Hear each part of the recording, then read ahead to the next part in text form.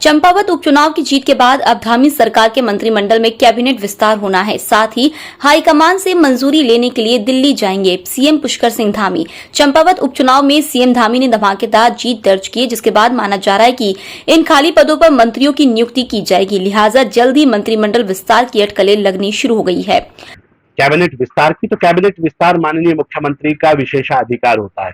मुख्यमंत्री जब चाहेंगे, उनको जब मुनासिब लगेगा कि यहाँ किस चीज की आवश्यकता है, उस वक्त किसका कैबिनेट विस्तार हो जाएगा। लेकिन संभावना है कि जल्द ही कैबिनेट विस्तार होगा और जो लोगों को दायित्व मिलने हैं उनको जल्द ही दायित्व मिले जाए। हल्द्वानी में भाजपा की प्रदेश कार्य समिति जारी है, लेकिन पूर्व मुख्यमंत्री त्रिवेंद्र सिंह रावत ने कार्य समिति से दूरी बनाए रखी। कार्य समिति की बैठक में नहीं पहुंचे पूर्व मुख्यमंत्री त्रिवेंद्र सिंह रावत। कार्य समिति में अगले 100 दिन का रोडमैप रखा गया है कि सरकार द्वारा प्रदेश के विकास के लिए कैसे काम करा जाए। साथ ही संगठन को मजबूत करने के लिए सभी नेताओं को आगामी कार्यक्रमों का लक्ष्य दिया गया है। कार्य समिति की बैठक में इस बार विशेष जोर दिया गया है। चंपावत उपचुनाव की तरह आगामी नगर निकाय और लोकसभा चुनाव में पार्टी को 93% मत कैसे मिले, जो है वो रुकना नहीं है। विधायकों को, सांसदों को, हम लोगों को हमारा मिशन ये है कि आने वाले 5 साल में हर यहाँ के हमने जो वादे किए वो पूरे हों और लोकसभा की सीट हम जीते ही नहीं। अब जो लक्ष्य बन गया है 93% वोट का, ये हम प्रयास करेंगे कि लोकसभा में भी उम्मीदवारों को 93% वोट मिले। ये लक्ष्य हमारा। 3 महीने के बाद होती है जो प्रक्रिया है, लेकिन बीच का जो कोविड का दौर था उसके कारण नहीं हो पाई, तो वर्चुअल उस समय हमारी बैठकें चलती थी, कार्यक्रम चलते थे। आज प्रत्यक्ष हुआ है और इसमें राजनीतिक प्रस्ताव यानी प्रदेश के द्वारा जिस तरह तेज़ी से काम किए जा रहे हैं प्रदेश के विकास के लिए, और प्रधानमंत्री मोदी जी के नेतृत्व में जिस तरह से देश उत्तराखंड के अंदर चौमुखी विकास हुआ है, उसका उल्लेख, उस पर चर्चा, ये विषय रहा है। धर्मनगरी हरिद्वार में कल गुरुवार को गंगा दशहरा का स्नान है। गंगा दशहरा के साथ निर्जला एकादशी का पर्व भी होने के चलते कल लाखों की संख्या में देश भर से श्रद्धालु गंगा स्नान करने के लिए पहुंचेंगे। श्रद्धालुओं की भीड़ को देखते हुए हरिद्वार पुलिस ने व्यापक रूप में ट्रैफिक प्लान तैयार किया है, जो आज रात 2 बजे से लागू हो जाएगा। यह ट्रैफिक प्लान कल गुरुवार 9 जून और 10 और 11 जून 3 दिन तक लागू रहेगा। उत्तराखंड में बढ़ते एडवेंचर टूरिज्म को देखते हुए जल्द ही पर्यटन विभाग महाभारत ट्रेल शुरू करने जा रहा है, जिसमें ट्रैकिंग के शौकीन सैलानियों को उन्हीं पैदल रास्ते से घुमाने का काम किया जाएगा जिन रास्तों पर महाभारत काल के समय पांडव गोत्र हत्या का पाप मिटाने के लिए गए थे।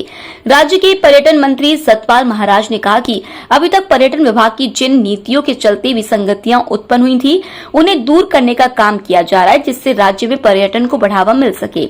इसके लिए हम लोग कर रहे हैं क्योंकि लोगों ने रुचि जाहिर की है और पर्वतारोहण के लिए लोग काफ़ी रुचि दिखा रहे हैं, तो निश्चित रूप में इसको हम करेंगे और इसमें इसकी सारी जो विसंगतियां हैं वो दूर करेंगे और इसमें और प्रोत्साहन दिया जाएगा।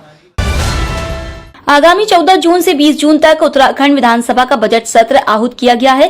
वित्त मंत्री प्रेमचंद अग्रवाल ने कहा कि बजट समावेशी बजट हो और प्रदेश को विकास की दिशा में आगे बढ़ाया जाए, इस पर विशेष फोकस रखा गया है। वित्त मंत्री ने कहा कि गढ़वाल और कुमाऊं दोनों मंडलों में स्टेक होल्डरों के साथ बजट को लेकर बैठक की गई। इस चर्चा के दौरान उनके तमाम विचार भी लिए गए, जिसे बजट में शामिल किया जा रहा है।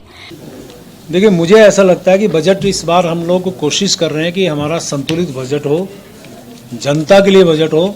आप जानते हैं कि पहली बार हमने प्रयास किया है कि जितने भी स्टेक होल्डर्स हैं प्रदेश के, हमने गढ़वाल के अंदर भी और कुमाऊं के अंदर भी, यानी गढ़वाल के अंदर देहरादून में और कुमाऊं के अंदर नैनीताल में, उन लोगों से लगभग 6 घंटा दोनों जगह पे बैठ के हमने बातचीत की है। और अच्छा ये रहा कि इसमें माननीय मुख्यमंत्री स्वयं उसमें मौजूद थे, सभी के सुझाव उसमें लिए गए। उन सुझावों को भी हम अपने बजट में शामिल करने वाले हैं। नगर निगम महापौर अनीता ममगाई ने यात्रा बस अड्डे पर 4 धाम यात्रा की व्यवस्थाओं का जायजा लिया। मौके पर उन्होंने तीर्थाटन पर आए श्रद्धालुओं से उनकी कुशलक्षेम भी पूछी। कुछ यात्रियों द्वारा भोजन बनाने वाले क्षेत्र में चांदनी की व्यवस्था न होने की बात रखने पर तत्काल उन्होंने 4 चांदनी लगाने के लिए निर्देशित किया। बुधवार को आईएसबीटी क्षेत्र में नगर निगम महापौर ने यात्रा से संबंधित तमाम व्यवस्थाएं बेहद बारीकी से परखी। इस दौरान उन्होंने व्यवस्थाओं को और बेहतर बनाने के लिए अधिकारियों को निर्देशित किया।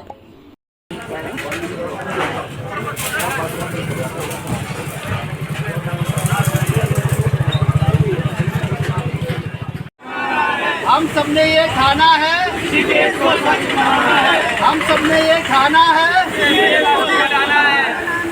बोलो चारों धाम की, बोलो चारों धाम की, बोलो चारों धाम की।